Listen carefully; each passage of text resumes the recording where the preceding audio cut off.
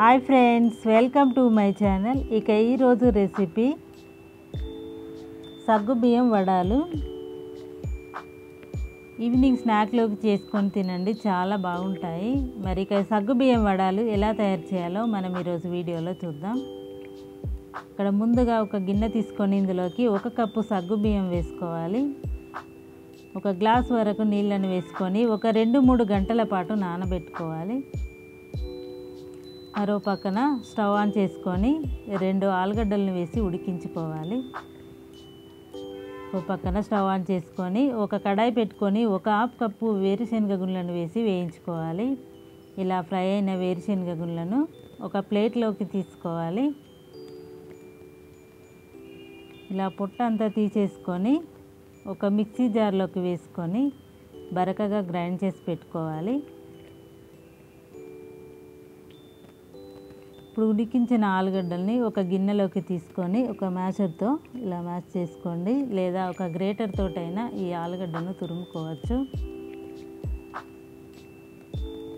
ఇలా ఒక 2-3 గంటల పాటు నానబెట్టుకున్న సగ్గు బియ్యాన్ని నీళ్ళంతా తీసేసుకొని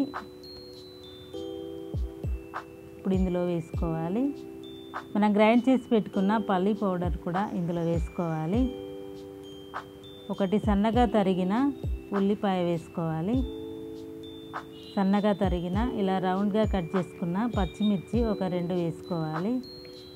సన్నగా తరిగిన కరివేపాకు, సన్నగా తరిగిన కొత్తిమీర వేసుకోవాలి.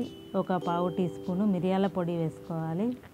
1 పావు టీ స్పూను జీలకర్ర పొడి వేసుకొని రుచికి సరిపోయేంత సాల్ట్ వేసుకోవాలి.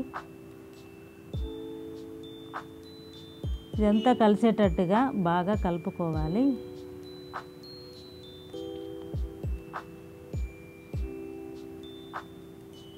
ఇందులో ఉన్న వాటర్ తోటే ఇలా కలుపుకోవాలి. ఇలా కలిపి పెట్టుకున్న తర్వాత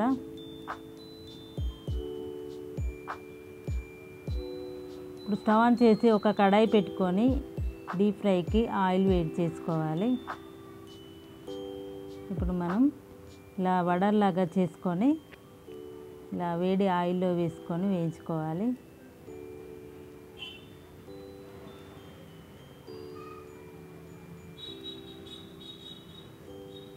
ఇలా ఫ్రై అయిన తర్వాత మరో పక్కన తిప్పి వేయించుకోవాలి.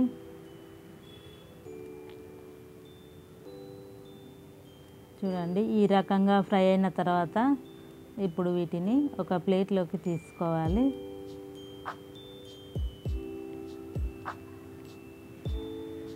ఇదే రకంగా అన్నీ చేసి పెట్టుకోవాలి. అంతే, ఎంతో టేస్టీగా ఉండే సగ్గుబియ్యం వడలు రెడీ అయిపోయినాయి. టమాటో సాస్ తోటి తీసుకోండి, చాలా బాగుంటుంది. ఇలా ఈవినింగ్ స్నాక్లోకి తీసుకొని ఇలా వేడివేడిగా తినేయండి. ఇక వీడియో నచ్చితే లైక్ చేయండి, షేర్ చేయండి, సబ్స్క్రైబ్ చేసుకోండి. Thank you for watching.